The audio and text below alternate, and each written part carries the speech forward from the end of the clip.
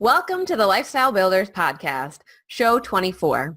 In our last episode, we talked about how to hire a business coach. In today's episode, we're kicking off our money month of May and chatting with guests and lifestyle builders, Matt and Owen. All right, you guys, welcome back to the Lifestyle Builders Podcast. And we are so very excited to bring on the guests that we have for you today. First, a little bit of a background on them. Allie and Matt Owen are former engineers who recently left their six-figure jobs to live in a converted Sprinter van and travel the Americas. They help people align their finances to their values over at Owen Your Future. Love that name. I was going to say, love the name and love just Allie and Matt. Yeah, their story is a really, really cool story. Just really nice couple, and they've put in the hard work. Their bio, it said they left their six-figure jobs, but what they didn't put in there was that they actually saved up enough over the last, I don't know how many years, to be able to quit their jobs. They actually have enough for like 3 to 4 years worth of their expenses saved up. Yeah, which is like unheard of these days. Yeah. So, even though they did have those six-figure jobs, they were very smart and they took that initiative in creating that life that they wanted to live very early on. And now they've also got that cool part of being business owners. So they're not only traveling around in Clifford the Big Red Van, they are building their businesses too. And it's just a really cool story to hear and to follow. I was going to say, what was cool about this episode, one, they had both just quit their jobs. So they're, oftentimes you see people like before and you see them like way after. But what you guys get to hear in this episode is they just left. And a little bit of what they're talking about is like, all right, how do I shift, like even in how I think about things from being an employee at like a corporate company where I had structure and all this stuff to now being an entrepreneur and doing my own thing. Mm-hmm. And I don't think that's talked about enough. And we had some really good conversations just about kind of, what they're going through and what their thoughts are. And I think it's really going to help people that, either aren't quite there yet or are maybe going through that now. Yeah. Yeah. And even some of the stuff that we talked about on the episode are things that will help you even if you're still in a job and you're trying to build your business in order to be able to leave that job. So they were very, very strategic, and, we talked about planning and how to schedule your days with a little bit of freedom and sporadicness thrown in. Yep. Obviously they're going to be traveling. So some of their business, they'll have to kind of set up to be able to run from the location that it's in while they're on the road. So yeah, I think we covered a lot of good stuff in this episode. Absolutely. Yeah. And I think that was a key point too, is we talked about how do you set your business up so it can really run from anywhere? And like, even for us, even though, we're not like digital nomads, we think that way. And, there's a lot of benefit there. So I think people are going to get a lot out of this episode. Yeah. All right, you guys, enjoy. All right, you guys, we are back. We've got lifestyle builders, Matt and Allie, with us, and we are so excited for them to share a little bit of their story with you because they've got some pretty cool stuff going on. So Matt and Allie, welcome. And why don't you guys give people a little bit of a background, like tell them your journey to becoming a lifestyle builder. So we usually do the same thing too. Yeah. You go, I go. You start. So just to give you a little bit of history, we are both engineers by training, both got bachelor's degrees in engineering, or Allie got a master's in engineering. And we've been working on our corporate jobs for 4 to 5 years. And probably after a few years, we kind of got tired of the corporate 9-to-5 work. So we started looking into other avenues to kind of escape that life and kind of build the life that we want. And Allie showed me Mr. Money Mustache, and we stumbled into the financial independence realm. And we worked at that really heavily. We're going to try to just save enough money that we could quit our jobs and live off of our investments for the foreseeable future. And then as we got farther into that kind of led us into entrepreneurship. And we said, why do we have to wait 10 years where we can save up enough money that we can quit? Why don't we just design a business or something else that brings us in the money that we need to live off of? And we can do it now, and we can kind of, there's no reason to wait that long and kind of struggle through our jobs that we were starting to kind of have some animosity towards. in some ways. So that kind of led us down the journey of looking at what businesses we can start and looking for other opportunities. Yeah, and we met Tom at FinCon last year. Yeah. And, yep. Found this bald guy walking around. I was going to say, so yeah, we had kind of this chance meeting. Basically, I didn't normally I'm pretty good at preparing for conferences. I prepared like nothing for FinCon. So there was this like point where they had this mentor-mentee pairing thing. And so I went up and I'm like, well, I could be on either board. Like, where do you guys need it? And they're like, oh, we need mentors. So I threw my name up and we got connected. And I love, how you guys have gone about things, because it's the opposite of what we did, and you guys did it a much smarter way. Yep. So you were financially sound early on. You logically, realized that you could make, your lives and all those decisions much easier by saving more. Mm-hmm. And then like where you guys are at today, you've basically set yourself up to make everything else a lot easier because you were smart and put that foundation in early on. Mm-hmm. It wasn't super intentional. Like, I can't give us that much credit. But I mean, I think it kind of was. When we found financial independence, like that was kind of the root of where we started, right? And the whole tenets of, financial independence is, have a huge savings rate, save as much money as you can, invest it wisely. And that is like what Tom was saying, giving us a good financial foundation to be able to make this jump into where we now quit our 6-figure jobs. We're leaving those jobs and have enough money to easily fund our lifestyle for the next 3 to 4 years, so we can just focus on businesses and also just kind of advance that lifestyle into the current, into the present, instead of waiting for it in the future. Yeah, and that's huge, because I remember when we had the conversation, you guys brought up, you're like, yeah, we're thinking about leaving our jobs, but we're not sure. And, we have this conversation with a lot of people, and usually like people don't have enough money and they're trying to leave too soon. And you guys were like, oh yeah, well, we actually have enough money that we can survive for the next couple of years. And I'm like, wow, that is a rarity these days. And I think you guys are just a great example for, how old are you guys? 28. Just She turned just turned 28. 28. Yeah, so... Wait, we do the same thing. I know. How old are we again? Oh yeah, let's do the math. But seriously, for anybody listening, I think you guys are a great example of how, working hard, putting money away and doing that savings, and just being responsible and living smart for a couple of years, then, as you said, frees you up to be able to do, like, you guys have some awesome adventures coming up. You guys just left your jobs.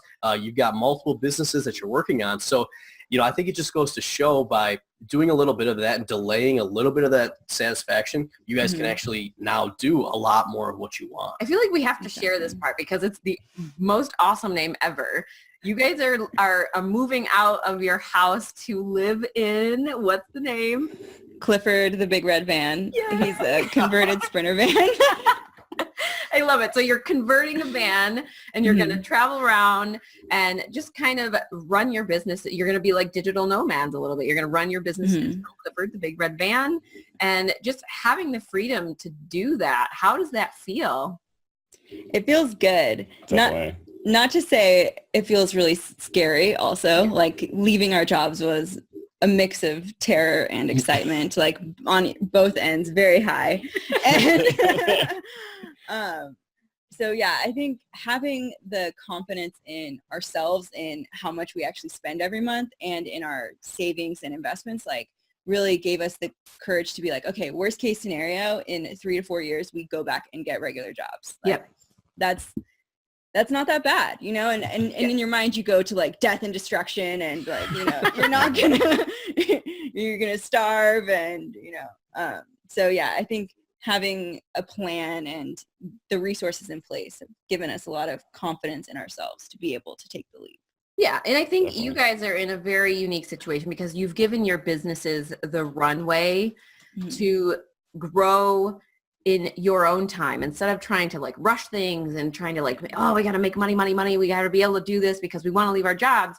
You've given yourself so much more freedom because now you want to build your businesses, but you don't have to rush into it, and you don't have to feel pressured to do some of the things that other entrepreneurs out there are, because you've set yourselves up and you've given yourselves a plan.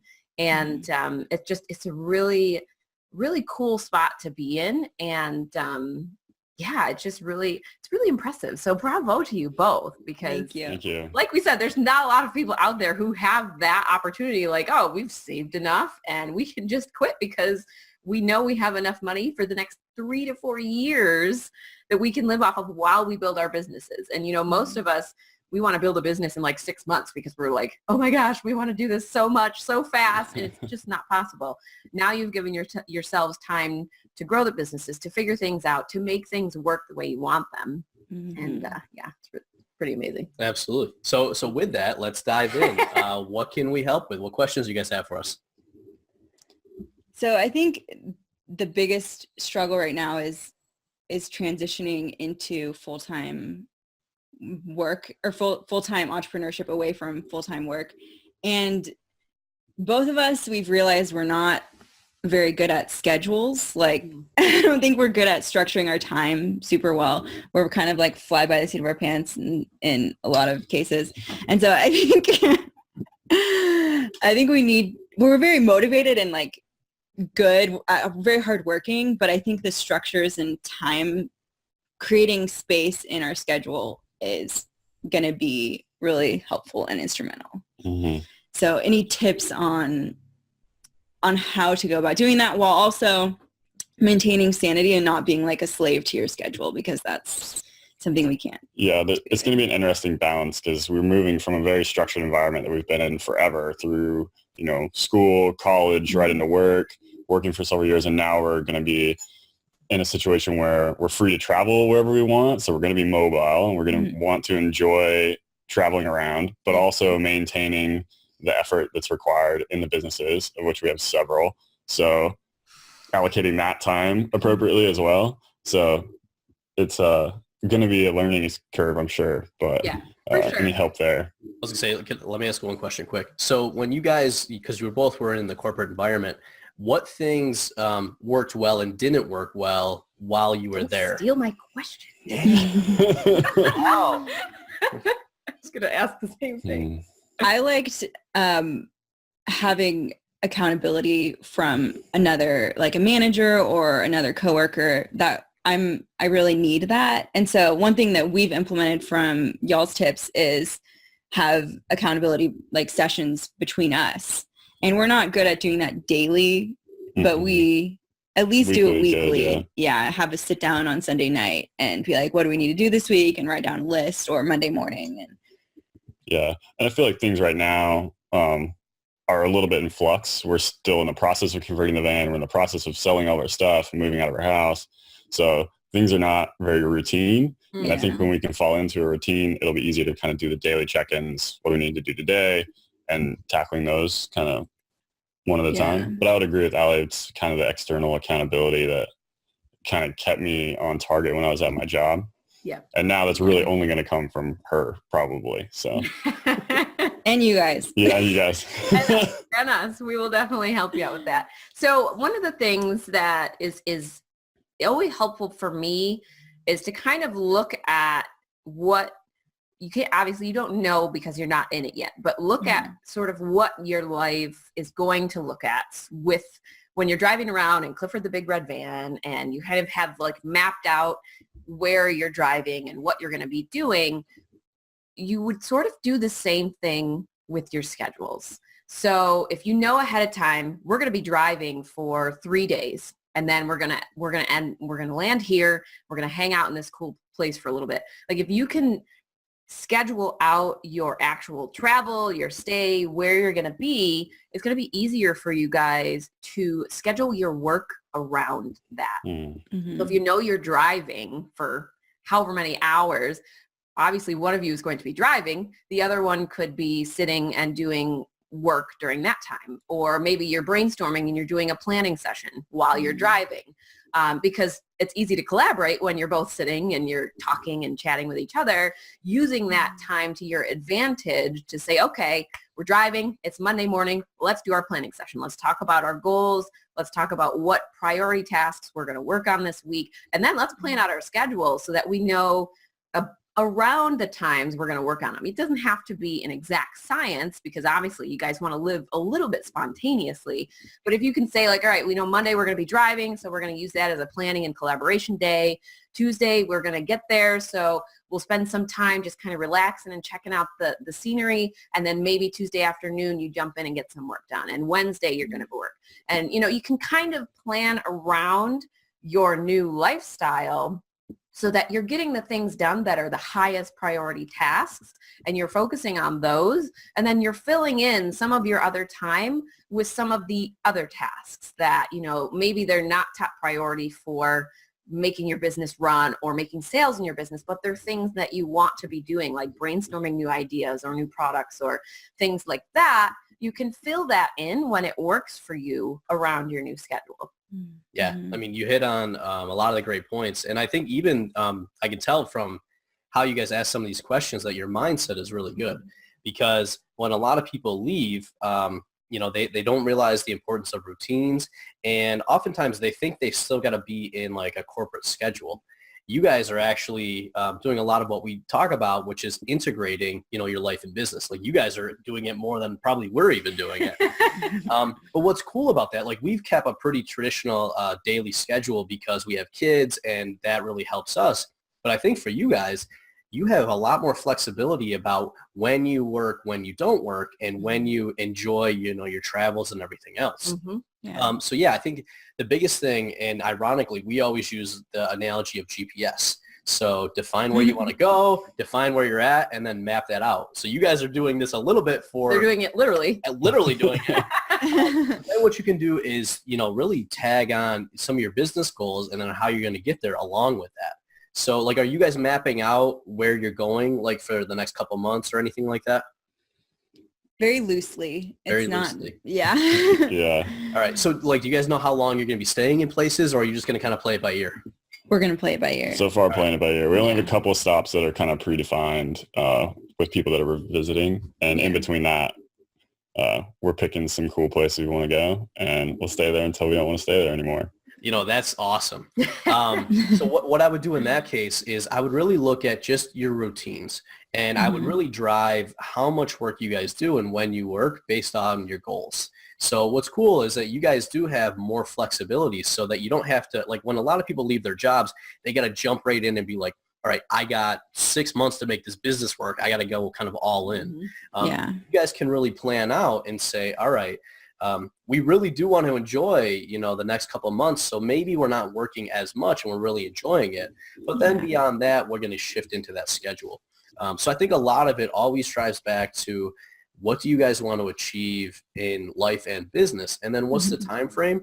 And then really work backwards to figure out, okay, how much work do we have to do? And then like Ariana said, what are the key things for us to get done as we kind of plan that out? The good thing is you guys are doing that weekly sync up. And out of any of the meetings we have, that's probably one of the most important because then it allows you to kind of check in and say, all right, what's working, what's not? And then let's plan out the next week. Are we on the road? Are we staying at this place? And then based on that, let's fill in kind of when we're going to work and how we're going to do that. Yeah.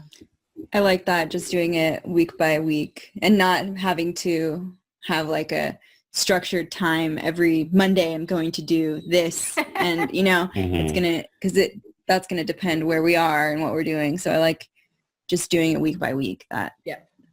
Sometimes when we talk about like structuring time, people that are more creative are like, well, Tom, that's going to restrict us if we've got to structure things. But what we like to do is say, okay, just at a minimum define this is going to be business time and then this is going to be non-business time. Okay. And even if that changes week to week, when you have your weekly meeting, then you at least have some expectations for what your week is going to look like.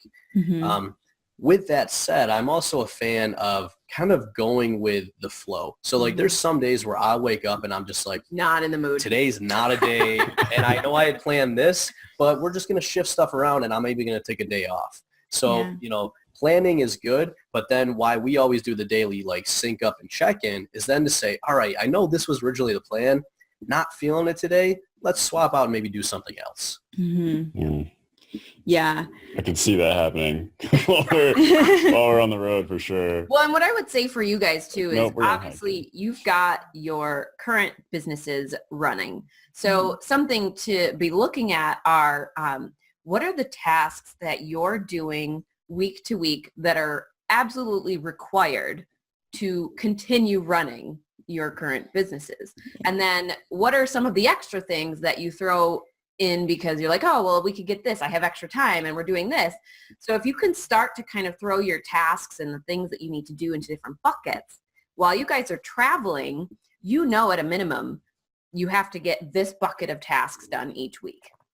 After that, if you're feeling the extra work, if you're feeling creative and you want to do the other things that you've talked about, you can choose to do that.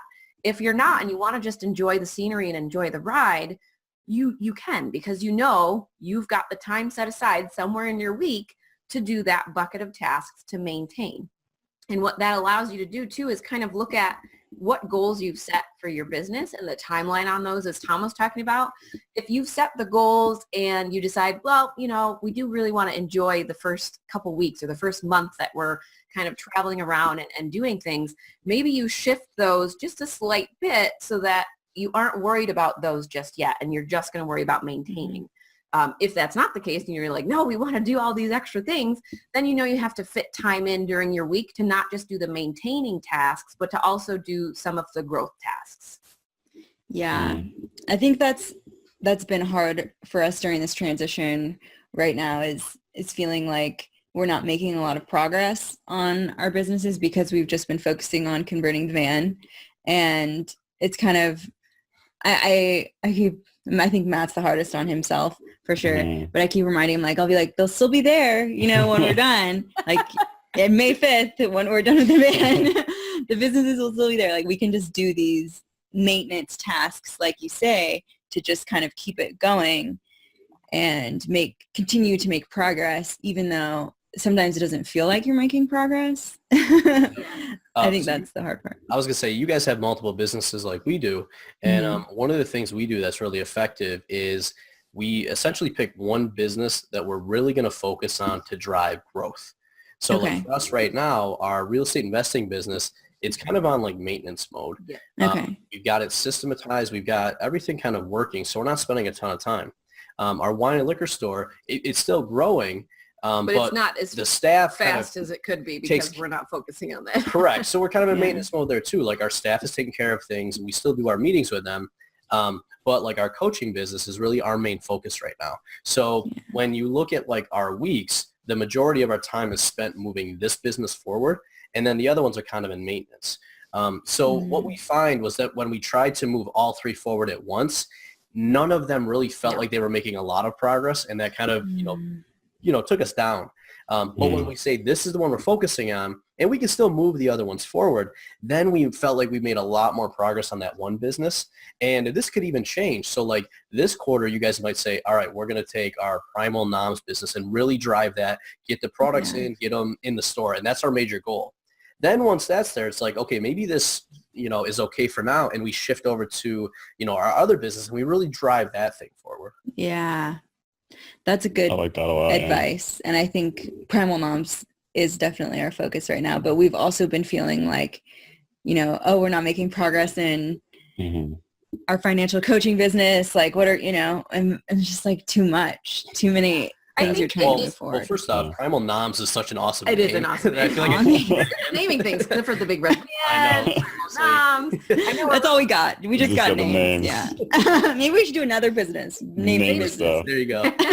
One thing I wanted to say though too is looking at your expectations and maybe reframing some of your expectations, because I think a lot of times we do want like all three businesses to be doing great things all at the same time. But when you look at it, you know that that's not humanly possible, because we can't split focus on three things at the same time. As Tom said, when we tried to do that, nothing grew anywhere and we just got frustrated. So I think if you are taking a look at kind of what you want the next couple months of your life to look like, and then resetting some of your expectations around, okay, if we do really want to kind of enjoy the life we have for the next couple months and we want to travel and we want to have a great time, maybe we just reset the expectations we have around the businesses and where they're going to go. So have those expectations of we are going to run them. We're going to make sure that they maintain themselves, but maybe we're not going to go into growth mode right now because we want to have this other thing that we're focusing on. And then the same thing when you decide to shift from like, okay, well, we had a couple months of fun. Now we really want to shift focus into the businesses. So how can we put our lifestyle in maintain mode and put all of our focus into one of the businesses to grow it? So I think it's kind of resetting, your mindset around that, because obviously we all want to excel at all the things all the time, but that is very stressful, and it's going to create all of that frustration because it's not going to happen as you think it should. And that's the last thing you want when you're supposed to be traveling around, like enjoying yourself, to be like, oh girl, we're not building the business and this isn't what we wanted, because then you're not going to be happy with either thing. So it's definitely just have that conversation, get it out there, open communication between both of you. Like, what are each of your expectations for the next couple months, and talk about them, put them out there, and then just, tell each other like, hey, I think that might be a little high. Like, should we revisit that and decide maybe we're going to just stick with this level? That's a really good idea. I like that a lot. Yeah. Yeah. Because I think there's a lot of sometimes unspoken expectations that we don't even necessarily define externally or even internally. They're just like, what you have this picture in your mind of where you would be at a certain point, and when you don't feel like that, it can sucks. Yeah. The expectation That's exactly where you're talking about right now. And it is, it's a lot of times it's all mental. And like sometimes I don't even know that I'm feeling a certain way until Tom starts bothering me, asking me questions. And then of course, like 10 minutes later, I'm in tears and everything is tumbling out. And then he's, oh, well, that makes a lot more sense now that you've told me. It's like, right. It does. Yeah. So the good and the bad of what you guys have, very similar to us, is there's two of you. So that's actually going to help, because like what we'll do sometimes is we'll actually have, all right, Ariana's going to focus on this business and driving this thing forward while I'm doing the other business. And that way you actually could move two things forward at once. Yeah. But you've got to be very specific in the roles and who's responsible for what, because a lot of times we're both trying to be in the same kitchen with different businesses, like cooking different recipes, and that works. So we need to like be really focused on, I am responsible for this list of things. I am only going to come ask you a question if I need a certain answer. And the same goes for him. He's doing that, and he comes to me if he needs a specific question, because otherwise it becomes a lot of back and forth, and we're just making each other insane because it's not working how it's supposed to be. Yeah. Well, and a big thing that has helped us too is, setting those expectations. So one of the things we do whenever we do planning is we say, okay, 3 months from now, a year from now, what do we want things to look like? So how much free time do we want to have? How much money do we want to be making? And then is there anything else? So we just kind of explore some of that to get those on the table. And then we usually say, okay, what are the priority goals? So there's usually some main things that drive our businesses, but then there's always stuff that is like we want to do. So like one thing Ariana's want to do was put this customer loyalty program in for our wine and liquor store. So for like months. Yeah. And so it's kind of kept getting pushed to the side. So like one thing we've been doing is saying, okay, well, here's our priority things that we agree on that we both need to kind of work on driving forward. But then we can each kind of pick up a couple other goals that we're just going to take and kind of run with. And what we found for us is that sometimes lets the things that maybe don't jump to the priority list, it still lets them get done. And if we each have a passion for something, it's like when she picked that up, it's like, well, I'll support you in that. And if you need help, let me know. But otherwise, that's just your project, and I'm going to let you run with it. Yeah. So what I found in that case, too, is it's kind of helped us do the things we want, even if they're not the top priority, because we've defined the top priority, and we know we're going to work on those as well. Yeah. And you've allowed like the person to take ownership of it, whatever it is. And, that means, Ariana, you're not bugging Tom like, I want to do this customer loyalty thing. I want to do this. When are we going to do this? It's like, you're just going to take it on. Yeah. And to be honest, that's what was happening for a long time. Like she kept bringing it up, and I'm like, well, it's not a priority now. So why are we talking about it? Yeah. And once we made that shift, then it was so much easier because we could each kind of take some of those projects, and to be honest, they're good stuff to do. Yeah. But one of the biggest challenges, especially when you have multiple businesses, there's a lot of things you could do, and then really narrowing down to say, okay, which one should we really be focused on? That's really the key to being able to drive those things forward and then feel like you're making that progress. Well, and another issue that we came upon, I don't know if you guys have this, but I'm sure there's a lot of couples out there that do. When it comes to making decisions around, here's the weird part. When it comes to making decisions around life, I'm good. I will make one in like 0.2 seconds, and I am the brain of the household. I'm making sure everything is done. And when it came to the businesses, Tom was the decision maker, and he just told me like, oh yeah, you have to do this and it's over here. So when we split roles and I had to take responsibility for things, one of the things that I had to get over was I had to start just making decisions without worrying about asking Tom and waiting for his approval or opinion on things. So that was something he had to get over. Like, you don't need to be helping me with all the stuff all the time. If I come to you with a problem that you may not be able to help me, I just may need to come to you to tell you about the problem and then go off on my own way and figure out how to fix it. Yeah, I think something we've also struggled with is like our different working styles and how we communicate with each other in defining those expectations on like your, because it's easy when you're married to get frustrated with your significant other because you're like not thinking they're doing enough, or that, you think that they should be doing something else when they're not. And just like defining our goals is something that has really helped us. And I'm curious, like, how often you guys do those big goal check-ins. Is that like monthly that you do? Yeah, quarterly. Yeah, we usually do, we'll do an annual planning, like it usually takes a day or two because we separate it out into each business and then personal life, and we'll do annual planning for each thing. And then we do quarterly planning. And that's when we, again, have like a big sit down and walk through kind of, here's the main goals that we set for the year. When do we think they're going to happen in each of those quarters, so that when we get to the quarter, we can check in and say, hey, how we doing? And what's missing from here that we need to adjust and fix? We were doing them monthly, but I found that was not as helpful as just doing the weekly sync ups. So being really clear when defining the quarterly goals and breaking it down into like metrics and how are we going to track how we're doing along the way. And then what are those main items that we want to hit by the end of the quarter. And then instead of doing it each month, it was really being very clear each week in how we're kind of moving along.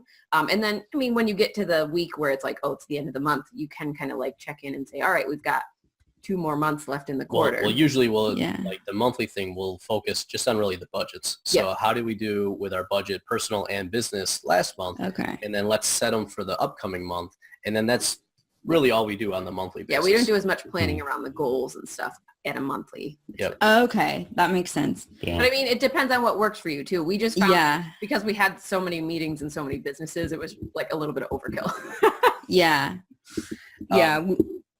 We did the annual goals. I think we did them in December, and then we revisited them like in February and changed a bunch of them. Is that normal? Or should it be very normal? So, the way that we like to lay these out is putting a plan out there just gives us a sense of direction. And then doing the check-ins basically says, like, I'll go back to GPS. Is the destination still where we want to go? Like, you guys, maybe you may lay out kind of an idea of where you're going to go, and then you're like, oh, I heard Montana's great. So now we want to go to Montana instead of New York. And so it's like, okay, we changed the destination. So now let's adjust our goals on the way there, because now the destination's a little bit different. So we like to use this more as a guide. And then that's why we like to really do it every 90 days, because that's a good time frame to check in and say, all right, how did we do? Are we still on the same path? Do we have to make adjustments, or is our path going to be a little bit different now? But I want to go back to the one thing you said on the different working styles, because this was probably one of, I would say, our biggest challenges, especially when we started working together like full time. Hey, dog. And we have animals in the background as well. If a herding lot- cats or Oh yeah, the cat's locked in the basement because he makes so much noise and he does the most random stuff. Like he'll just jump in front of things, knock things over. But so for a long time, our challenge was we are literally the complete opposite. And whenever we would try to work, like I'm the big picture idea guy and Ariana's like the detail person. And we would just butt heads. Like I'd be throwing out an idea and she's like, yeah, but what about this and what about that? And I'm like, no, get up here. It's the big idea thing. Yeah. And the biggest thing that helped us was taking a variety of personality tests. And it was funny. We took them and then usually they come with like a report and we would read our report and then we actually swapped. Mm-hmm. And when we did that, like I was reading through her report and I'm like, oh, so you're not tearing down my idea, but you're just thinking of how we're going to put it together because really that's how your mind works. Yeah, but it was like until we did some of that, and if you looked at like our charts or our results, they were almost always the complete opposite, which we were seeing for a long time is like a problem because it's like, well, you're thinking completely different. We're never going to be able to work together. Once we knew that, what we were able to figure out was, actually you offset me very well because I'm this big picture guy and I have a million ideas, but you're down into the like, okay, how are we actually going to get it done? And let's detail that out. So once we took some of those personality tests, it allowed us to better understand ourselves and then each other. And then we could say, okay, based on that, what role should we each be playing? And like, there's even, we don't get this perfect, but there's even times now where, I'll start getting defensive because she's like asking questions about the idea. And we have to kind of remind ourselves to say, okay, this is just how you work. This is part of your personality. And it's actually a really good Usually thing. my phrase is, I'm not saying it's a bad idea. Got a preface. But, and I think part of it too was in those personality tests, like some of them that we took were more about your style of attacking problems or your style of how you work and how you analyze and stuff like that. So it was really helpful to know, like, he has to have focus. If he's working on something, he needs to be like blinders on, no distractions, full on 100% focused. So my style of every 5 seconds of like poking him and asking him a question drove him absolutely nuts. Yeah. So that was me like having to relearn. I used to work alone. So having somebody to talk to all of a sudden was so cool. Okay, that person is also working, so I should probably not bother him every 5 seconds. And so we kind of had to put some of those boundaries in place of like, I know his work style, he needs to be focused. So if I need to ask him something, to just like poke him or send him a message and be like, hey, when you get a second or when you get a free 10 minutes, I have something that I need to ask you or I have something I want to chat about, so that he knows like, oh, okay, she's got something she needs from me. He can wrap up what he's doing and come and we can chat. On the flip side, I'm kind of erratic and I work all over the place. Like sometimes I'm at the kitchen table, sometimes I'm in the basement in the office, sometimes I'm on the couch. I usually have music playing and I often sing very loudly along to my music. It's really awesome. At least it sounds nice. This is true. You have a good voice. But like, I'm just kind of like my own free spirit when it comes to working and my working styles. So he's had to come to terms a little bit with my work may not look like his work all the time, but I'm still getting the things done that I need to get done. And then I also am like, he's an early riser. I'm a night owl. So a lot of times, like he's up at like 5:30 in the morning. And I'm like, please don't try to talk to me before 6:30. Don't wake me up. I can't even talk to our kids that early in the morning. So don't expect me to like get up and be productive.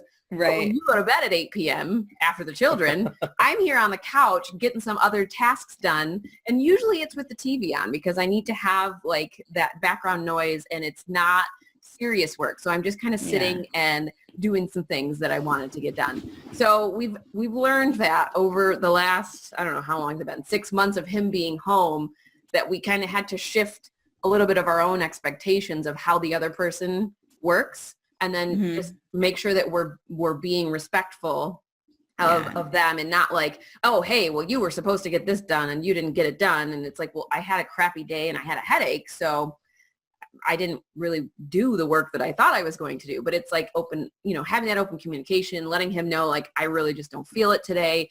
I know I was supposed to get this done. I'll try my best. If not, it'll be first thing tomorrow, and just making sure that we're always, always, always talking and just setting those expectations for ourselves every once in a while. Do you have any specific personality tests that you recommend? Yeah. So Yes. I was gonna say, which one's your favorite? So we've taken the DISC personality test. We took the Strengths Finder. We took the Myers-Briggs. And then Tom took the Kolbe A, which I still have to take that one. Yep. We took the passion something. I don't remember what the name of it is, but it's like how to define your passion. I don't know. And then we also took the 5 love languages tests. Oh, yeah. And I think out of those, all of those, I really liked the Strengths Finder was a little bit different. Okay. It gave me some different insights as opposed to some of the other tests. I know Tom likes the DISC assessment. Yeah, well, I'd say my favorite was probably the Kolbe, and actually we got to have you take that. Yeah, I have to take that one. So of course I do. Okay. I know. Well, part of the Kolbe, like the Kolbe A, is it goes and it says, what is your MO? What is your modus operandi? So how do you naturally work? So like one of the categories is, are you a fast start? And so for me, I'm like a 9 on that one. So if I get an idea, I'm just going to jump in and do it. So by doing that, I think it's going to really just help you with your personality and understand what's your natural mode of operation. Yeah. And then some of the other ones are then good to better understand how you react in different situations. So DISC actually is more of like I would say for employees in corporate, but because we're working together, it helps you really understand how do you interact with other people, especially if they're of a different type. Myers-Briggs is really good, though, because you can take it for free. Yep. The ones usually you got to pay $50 for. Strengths Finder was 15. Kolbe A is like 40. DISC is like 30. But yeah, I mean, anything you take that better helps you understand yourself and anyone that you're working with is helpful. And then usually a lot of those you can get like a light version for free or low cost. And then if you pay more, you'll get the full report. Those are useful just because they dive in deeper. I think especially useful when you're working with another person too. Absolutely. Like it's good to know about yourself, but when you're working with someone, whether it's your spouse or just a partner or a team member, it's really good to have that handle on knowing how they attack and solve problems, knowing what their work ethic is and like what's behind that, and knowing how their mindset about like, oh, I have an idea, I'm just going to go do it. Or in my case, oh, I have an idea, now I need to fill out every single detail about said idea before I do anything. Yeah, but the 5 love languages, that's a really good one too. One, for your personal life, because it helps you understand what's important and what you value. So a lot of times we just assume that what we value is what our partner does. Ironically, we are like the same on that one. So nice. Very weird. Yeah, we've talked about like the fact that we don't give each other gifts, and then when we took that test, gifts was like it was our lowest score. Yeah, neither of us cared about that. That's gonna be us too. Yeah. Now. But like quality time and I forget the other one. Acts of service. Acts of service were big for us. So then if you look at it, like we do stuff together, we go out, So I don't know if we go out. Well, we've been yeah, but we've been planning our outings better. Yeah, so normally we hang out here together because we're movie buffs and game buffs and like to do anything together. But what I'm saying, anytime we do things, we don't do the gifts, we do the experience stuff. Correct. Yeah. So we were very aligned on that test, which I guess is a good thing. But yeah, so like that one I think is really good. Any couple should take that one. And then, take a look at the couple other ones. And then I would say just pick the one that jives with you guys and start there. Yeah, we'll check them out. We've taken the Myers-Briggs and the love languages one. Love languages we did. Yeah, the love languages. I think the Myers-Briggs actually changed. Oh, really? I think they added it an extra piece. Well, no, I mean like ours changed. Oh, yeah. We took them a while ago, and like Tom had taken his years and years ago. Mine was like 10 years ago. And he took it again, and it was like slightly different. So it is kind of cool if you did take them years ago to like retake them now and see if your results are the same or if they're different. Yeah. We'll have to check that out. Because, I took mine in college, so I bet it's mine was like high school or college, Yeah. Gotcha. All right. So we probably have time for one more question if there's anything else that you guys want to dive into. Anything else? I mean, we were kind of talking before about the difficulties of having an actual physical product and combining that with attempting to be digital nomads. So our other two businesses are online, which obviously fit well. So I don't know if I have anything really specific though. It's just, I mean, you guys kind of have a physical product with your wine and liquor store. It's like a physical location. yeah. Mm-hmm. How would you go about running that, or would you even try to run it from somewhere else? Well, Yeah. so technically we're We running do run it from, we don't actually go there because it's like 45 minutes away from where we live. yep. Oh, really? Yeah, we go there basically once a quarter. Yep. Okay. And then we've set up, and it's the same thing with our real estate business. So we've set them up to say, how do we set them up so we could run them from anywhere? Yeah. Mhm. For us, a lot of it is saying, okay, what kind of communication systems do we have to have? So like, let's take our liquor store, for example. We have security cameras at the store that we can then pull up from any place with an internet connection, so we can see the store. We have reports set up, and we even have like our scanner that's connected, and it goes into Dropbox, so our employees can scan stuff, and we get it on our phones and our computers.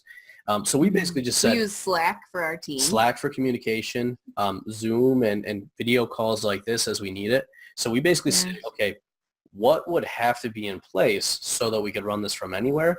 And then we set it up that way. So like for you guys with a physical product, you obviously don't want to have inventory, right? Yeah. Unless you want to like stack the back of the van. The van doesn't have room for that. Yeah. So like with this, you'd be looking at, okay, who's actually creating our products, and then can they store it and ship it? Or can they create it, and then can we work with another company that's actually going to do the fulfillment piece of it? Yeah. Right. So what I'd be looking at is just what are all those things that you'd have to set up so that you guys can be location independent and not have to worry about it. And for us, I think the biggest part of all of that, of having businesses that we don't actually go to, is having the team that supports us in those businesses. So obviously our liquor store, we have employees, but two of our employees are really the managers of all the things. So we have our purchasing manager, who we outsourced all of the ordering of the alcohol to him. So we trained him. He actually does way better at it than I ever did. And he's now to the point where he's ordering so smart that he's saving us money every year in the way that he's doing it. So it was a great move on our part, but it also is a better move for the store because he's actually there in real time. So he knows the customers and he knows the products, and he's able to get like that real-time view of things. Whereas if we were trying to do that from afar, we would probably still be okay, but it wouldn't be quite as efficient. So I would say too, is one thing, if you're looking at having, you're going to be traveling and you have your physical product happening somewhere else, is maybe having a team member who's kind of on the ground and can do some of that day-to-day stuff if the person needs to be there physically while you guys are running things from wherever you are. Yeah, and we're kind of in the process of trying to set a lot of that up with a co-manufacturer, someone to make it for us, and then logistics, getting that between them and someone who will hold it and store it and ship it for us. So yeah, I mean, we're definitely working on some of those things, but it's been a challenge too. So we wanted to ask about y'all's experience. Systems behind it, as Tom talked about, is that is really what will run the business for you and keep the gears moving smoothly, is if you can set those up as efficiently as possible from the get-go, because you know you don't want to be there. So I would say as you're figuring all of that out, to start thinking of some of the processes that you're going to have to put in place and the systems that you're going to need to be able to run that smoothly. Yeah, well, and part of this too, this is really any good business owner, but especially when you're remote, is saying, what are the key things that I've got to be tracking and looking at to know that the business is on track or it's off? So really what we do with people is say, figure out some of those key things. Like, so for example, every week we get a report that says basically what we're sales and then what's our inventory level. So we can then track week by week how those things are doing. And if we end up, let's say, spending more on inventory than we planned on, or if our inventory drops below a certain level, that's now an indicator to us to take an action. But if it's, within the range and it's what we expect, we're like, okay, business is good, things are on track, and we don't have to really do much. So part of what you guys are looking at is what are the key things that we've got to be looking at, and then set it up so that you're not necessarily having to be involved in everything day to day, but you've got those indicators to know when you have to take action. The other thing I was saying too, especially when you're working with like the co-packing and the co-manufacturing, is you want to make sure that your pricing model still works. So I would basically say, okay, what sort of margin do you guys want to create on your product?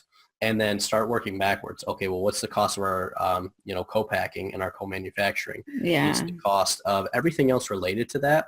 And then essentially back into like the price that you got to charge. And if that's in line with what other products are, or if you've got something that differentiates it where you can charge a premium, that's great. If it's not, that's when you can start looking at, do we use a different partner for like, say, the co-packing? Discounts by asking for it. Can we do a larger volume, or can we do something different to get that price down? Have you guys ever watched the show The Prophet? No. Okay. It's a really good show, but there's a couple episodes where Marcus actually works with people that have physical products, and he kind of walks them through a little bit of this. So one thing we'll do is we'll go find those shows, and we'll send them over. And then for anybody listening, we'll actually put links in the show notes page. Which episode is this? 24. Okay. We'll find those episodes, and then for anyone listening, go to tomandariana.com/24, and we'll have links to those episodes as well.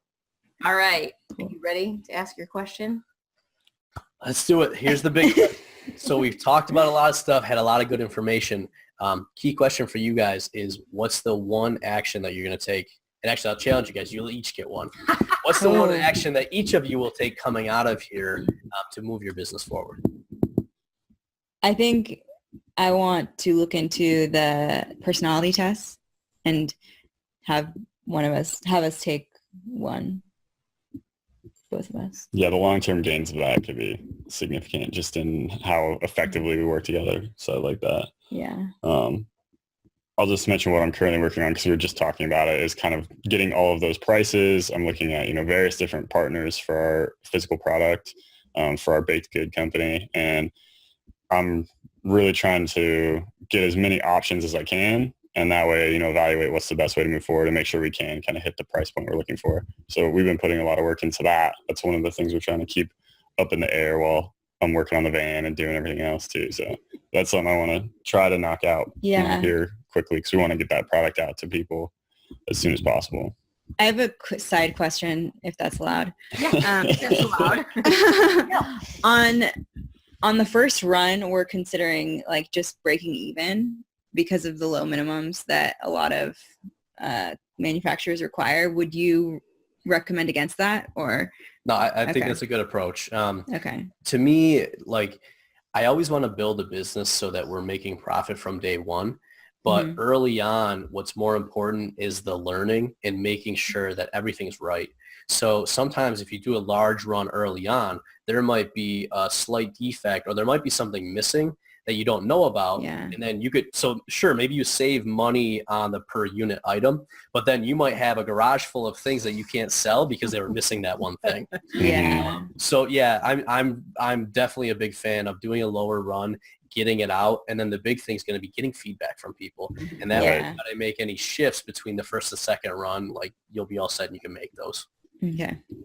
Awesome. Definitely. All right. Yeah. Where can people find you guys? And I let them know all of the places, because I know you have multiple. We do. So we have a keto and paleo baked goods company, which is what we talked about here. We sell muffins and mug cakes. Well, we have not officially selling them yet, but we will be selling them in May. That's primalnoms.com. Yeah. And then we both work on a blog over at owenyourfuture.com. I love that name, by the way, too. That kind of just, we talk about a lot of our experiences right now, why we chose to leave our jobs, kind of our experience converting the van. And we want to kind of, chronicle a lot of our experiences there, as well as help people align their finances with their values. So we offer some coaching for couples who want to kind of live an unconventional lifestyle or do something similar to us. So if you're all interested in that, you can catch us there. Yeah. And then Allie has a podcast as well. Yeah, I have a podcast called Aligned and Alive, which is about aligning your finances to your values. It's for millennial women. So. All right. Awesome. Love it. And we, of course, will put links to all of those so that you guys can find whatever part of what they just said that you are looking for. We'll put the links to those in the show notes, which is Tom and Ariana /24. I was going to say, final thing before we jump into it. So I'm actually back on my keto kick right now. So nice. I'm looking forward to trying to match a product. There you go. We'll send some. Definitely. One of your first customers. All right, awesome. You guys, it's been another great episode with Tom and Ariana, your hosts and lifestyle builders. And we want to extend a very special thank you to two of our very own lifestyle builders, Allie and Matt, for coming on the show with us today. Thank you so much, you guys. It was a great show. Yes, thank you. Yeah. It was great. And absolutely. And, I think there's not a lot of people I can think of that are more fitting for the tagline that we have, which is your life, your business, your way. So I'd encourage anyone that's listening, this is use this as a little bit of motivation, and we'll see you guys next time. Bye. Are you frustrated by a lack of momentum in your business? Do you want real-time guidance and support from seasoned entrepreneurs who really care about your results? If you're nodding your head or awkwardly shouting yes in public somewhere, then we invite you to join Lifestyle Builders, a mentorship program designed to meet you where you are and give you strategic and custom guidance so you can build the business you need for the life you crave. You can find out more at joinlifestylebuilders.com.